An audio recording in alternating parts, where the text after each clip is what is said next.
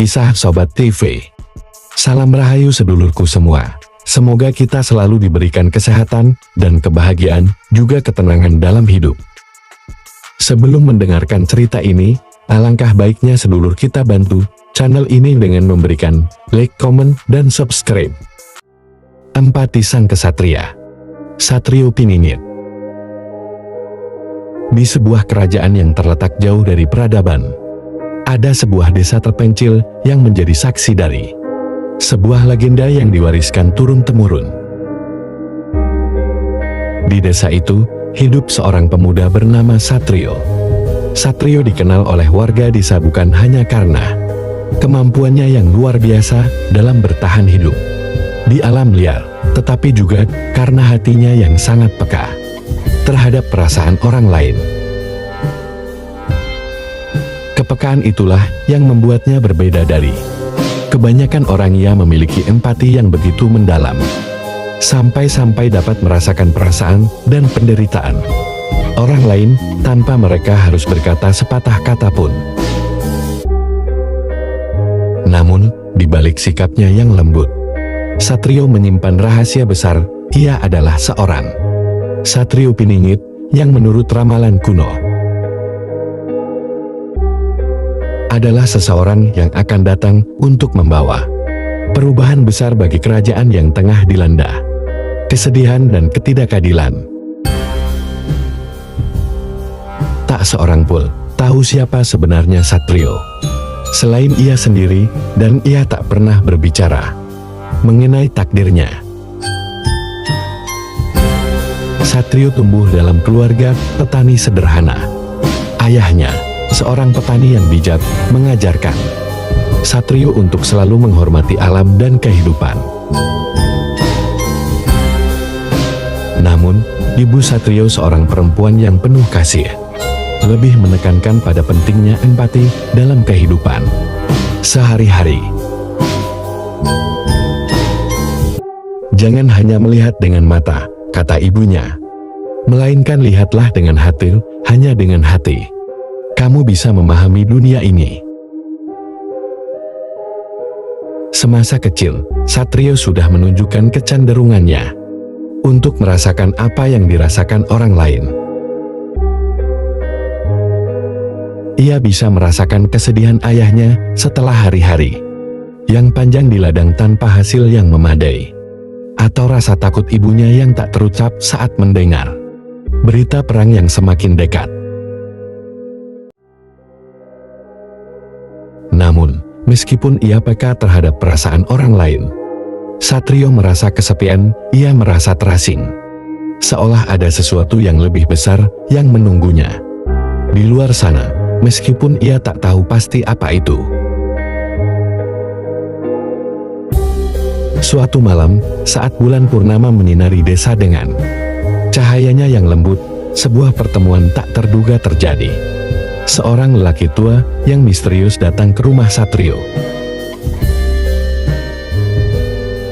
Wajahnya penuh kerutan, matanya tajam, namun penuh kasih. Ia mengenakan pakaian serba putih yang memancarkan aura yang berbeda dari siapapun yang Satrio kenal.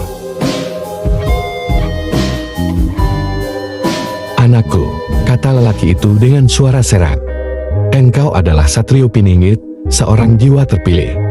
Dunia yang telah lama terlupakan membutuhkanmu untuk menyembuhkan luka-luka yang tak terlihat, luka yang lebih dalam daripada yang bisa disembuhkan oleh perang atau pedang."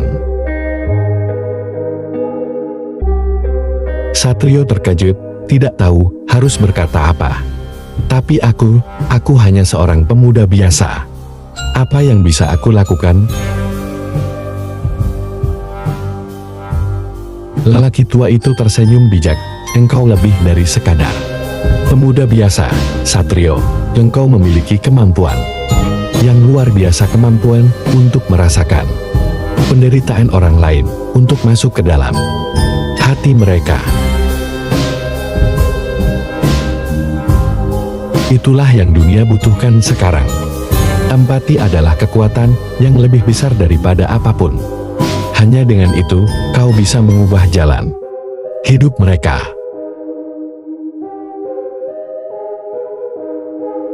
Dari malam itu, Satrio menyadari bahwa ia memiliki tanggung jawab yang jauh lebih besar dari yang ia kira. Ia harus meninggalkan desa dan pergi ke kerajaan yang dilanda perang, kelaparan, dan ketidakadilan. Namun, ia merasa cemas. Ia bukan seorang pejuang, ia bukan seorang penyihir.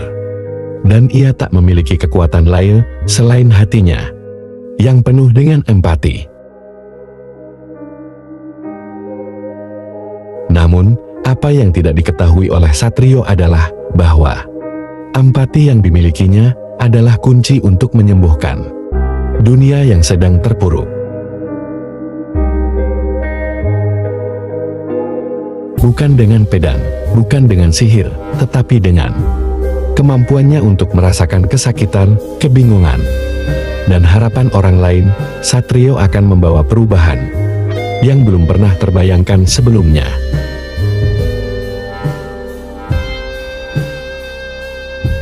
Satrio memulai perjalanannya ke ibu kota kerajaan yang terletak jauh di balik gunung-gunung dan hutan belantara. Sepanjang perjalanan, ia mendengar banyak kisah tentang kesulitan yang dihadapi rakyat.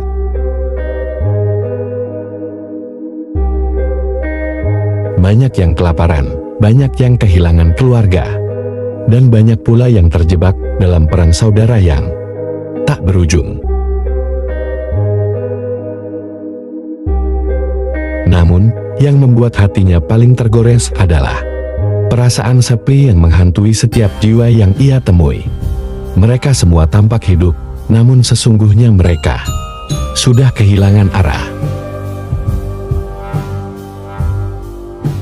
Suatu hari, di tengah perjalanan, Satrio bertemu dengan seorang prajurit muda bernama Ardi yang tampak bingung dan patah semangat.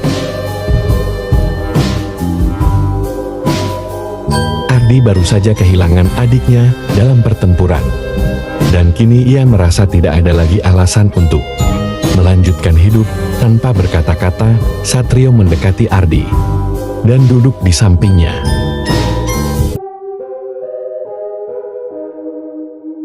"Saya tahu rasa sakitmu," kata Satrio dengan lembut. Meskipun Ardi tidak berkata sepatah kata pun. "Aku tidak bisa mengembalikan adikmu, tetapi aku bisa menemanimu melalui ini."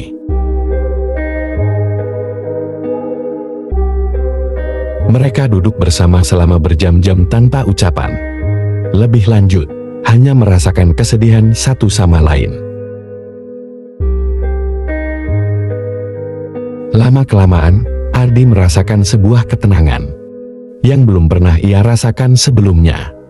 Bukan karena ada jawaban untuk masalahnya, tetapi karena ada seseorang yang benar-benar mengerti apa yang ia rasakan.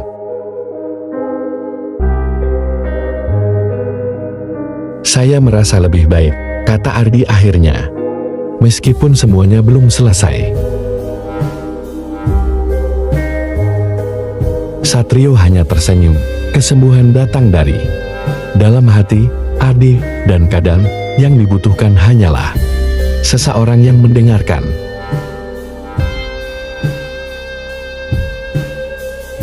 Perjalanan Satrio berlanjut, dan ia terus bertemu dengan orang-orang yang terperangkap dalam penderitaan. Setiap kali ia merasakan luka di hati seseorang, ia memberikan perhatian dan kehadirannya, tidak untuk menyelesaikan masalah, tetapi untuk memberi ruang bagi orang itu untuk merasa dimengerti. Semakin banyak orang yang ia bantu, semakin jelaslah bahwa ia bukan hanya seorang pemuda dengan kemampuan luar biasa.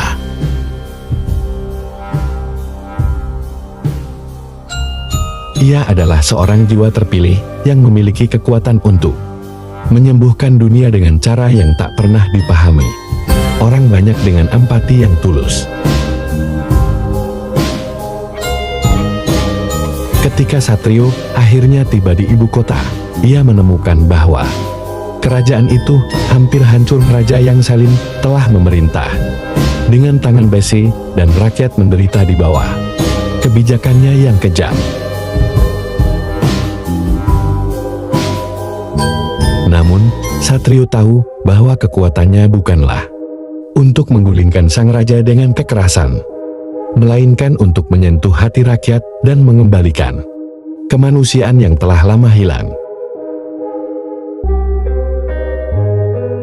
Di tengah pertempuran yang tak terhindarkan, Satrio berdiri di tengah lapangan, mengangkat tangannya ke udara. Rakyat yang terhilang, serunya dengan suara yang penuh dengan kehangatan, lihatlah satu sama lain. Rasakan penderitaan satu sama lain, hanya dengan saling memahami, kita bisa mengubah dunia ini.